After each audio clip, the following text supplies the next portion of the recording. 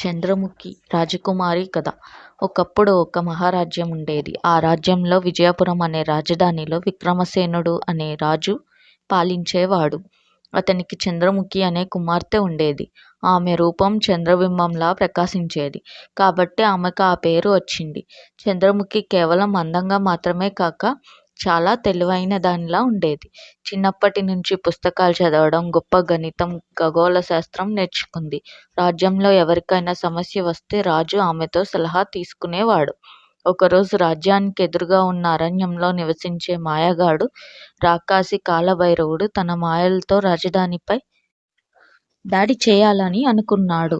అతని మంత్రశక్తి వల్ల అరణ్యంలో నుంచి వింత పక్షులు, జంతువులు వచ్చి ఊరిని భయపెట్టాయి.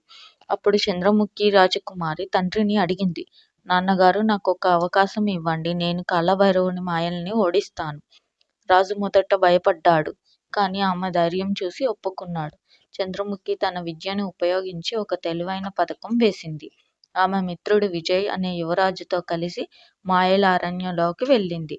ఆమె మంత్రశాస్త్రం, తెలివితేటలతో కాలభైరవుని మంత్రాలను విచ్ఛిన్నం చేసింది. చివరికి అతనిని ఓడించింది. రాజ్యంలో శాంతిని తీసుకొచ్చింది. రాజు గర్వంతో కుమార్తెను ఆలింగనం చేసి ఇలా అన్నాడు, నీ తల్లిదండ్రులకే కాదు, దేశానికే నీవు గర్వకారణం. ఆ తర్వాత చంద్రముఖి పేరున ఒక విద్యాశాల నిర్మించారు. అక్కడ యువరాజులు, యువరాణులు విద్యను అభ్యసించేవారు. నీతి, ధైర్యం, జ్ఞానం, తెలివితేటలతో ఏ సమస్యనైనా ఎదుర్కోవచ్చు.